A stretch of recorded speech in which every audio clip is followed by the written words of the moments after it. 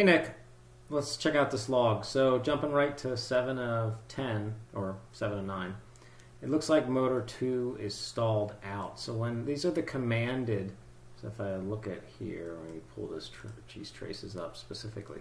These are what the flight controller is commanding of the motors, and you can see it's commanding motor 2 to max out, and it's not getting that from the motor. So it just says, you know, give me more, and it's not happening. So the rest of the motors, from there on, the rest of the motors are trying to adjust and adapt, but you know, a quadcopter can't stay in the air with only 3 motors.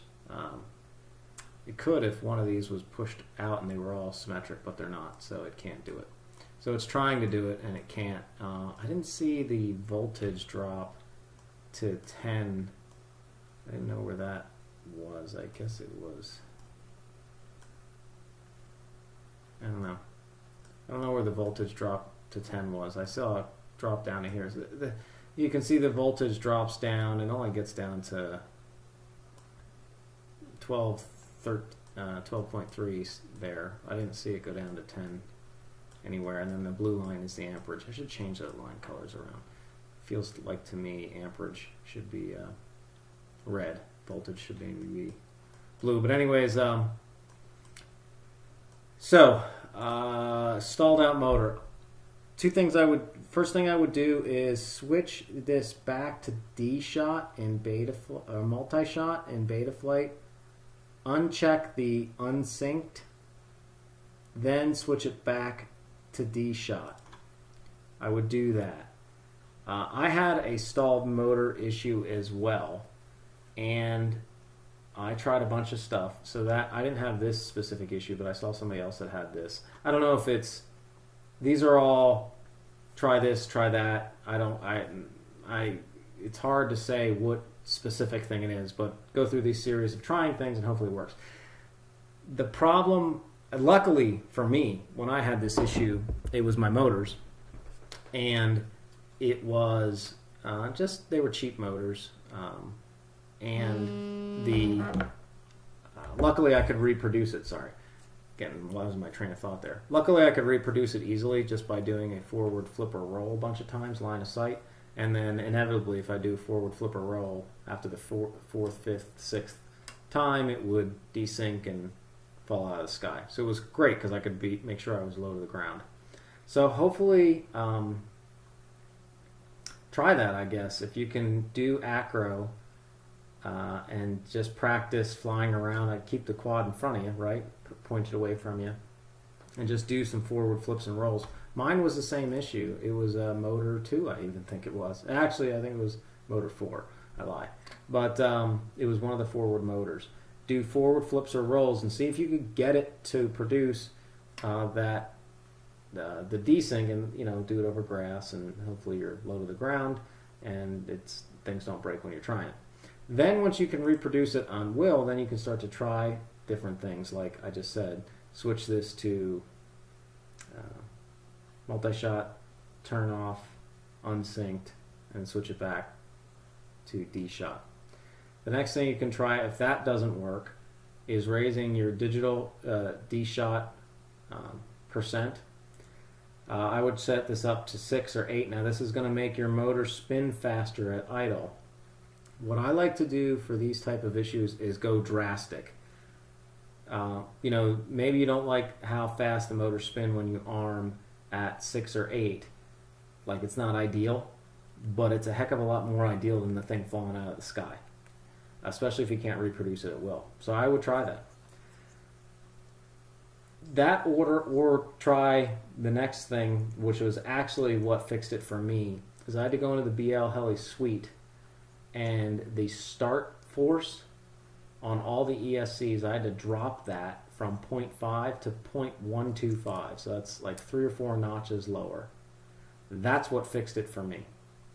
Even if I would put it at 0.25 on the start force, it would start to do it again. So 0.125. Actually, I still have my start force. I've replaced the motor since then, but I still have my start force at 0.125 because I just didn't want to mess with it, and I'm kind of scared to reduce it back up because I don't know if it's an ESC or it was a motor thing, since I fixed it, I guess, and I replaced the motors. I don't know. I still don't know if it was actually a motor thing or an ESC thing, and I haven't messed with it to move it up to test it. All I know is my quad doesn't fall out of the sky anymore. So that's my best advice. It's motor 2 is the problem. Either it's the ESC or the motor. You could try other things like moving the motor to a different ESC, and if it's still motor 2, then you definitely know it's not the motor, it's the ESC. It could be, resolder the joints.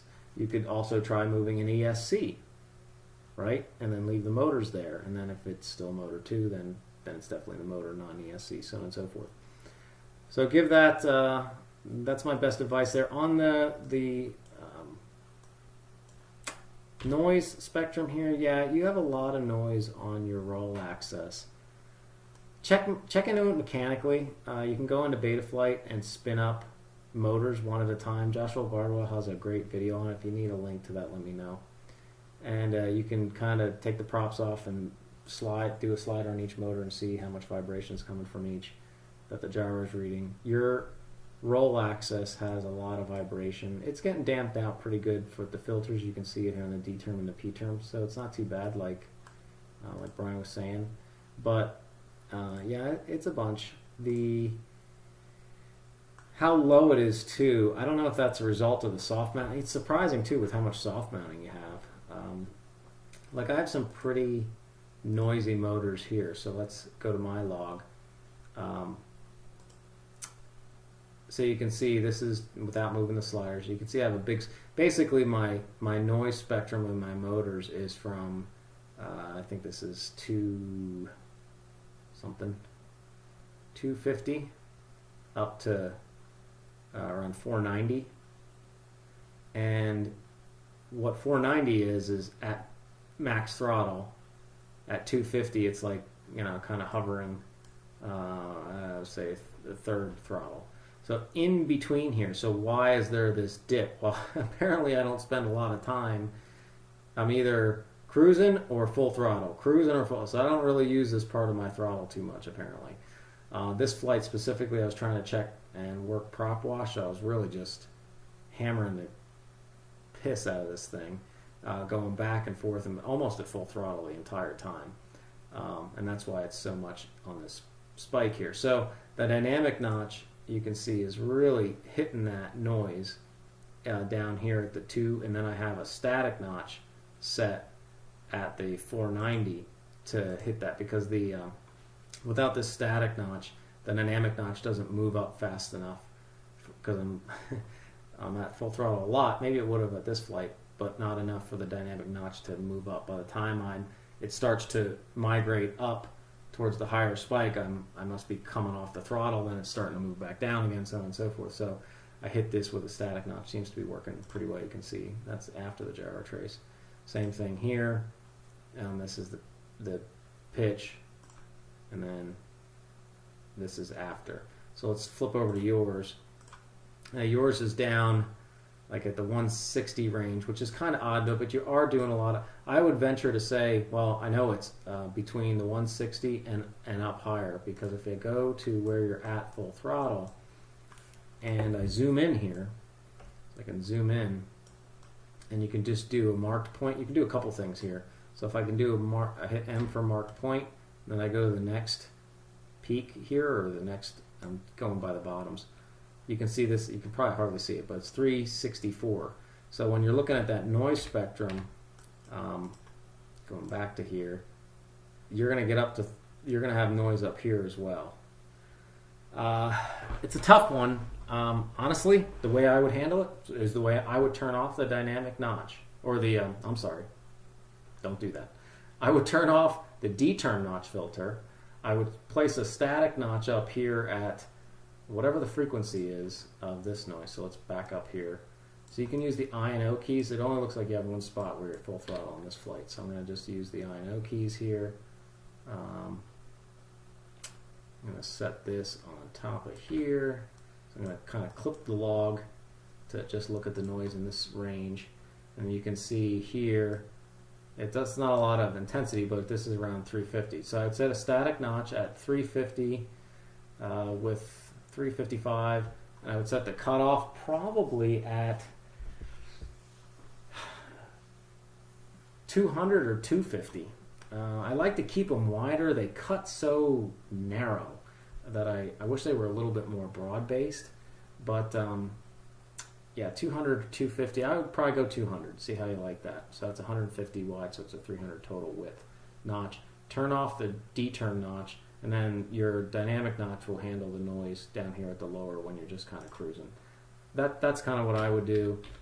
You'll have some more options in Betaflight 3.4, but that's not out yet. You could download it if you wanted to. Those are in some of the videos. But just wait for the release candidate to come out. It's going to be out in the next week or so. Those additional filter options, too, are more low-pass filter stuff. And when you have these high peaks, to me, like these real high peaks, you kind of need notch filters to really hit those anyways. So it'd be interesting to note if, when you soft mount, it does move noise lower in frequency. I just don't know if it's that much lower. So it is interesting that your noise is so low. It's usually like, you could saw on mine, it was 250 and up to 500 almost. Yours is like 150 up to 3 something. So it's a lot lower range. It does make it more difficult, but it can be hit, and it's doing a decent job now. Like your determ and everything is under control here. So these would just make it a little bit better. I think that's it. So hopefully this provides some help, and we can go from here. If you try some things out, and then repost and tag myself or Brian, and see what we can do to help you out. Thanks. See ya.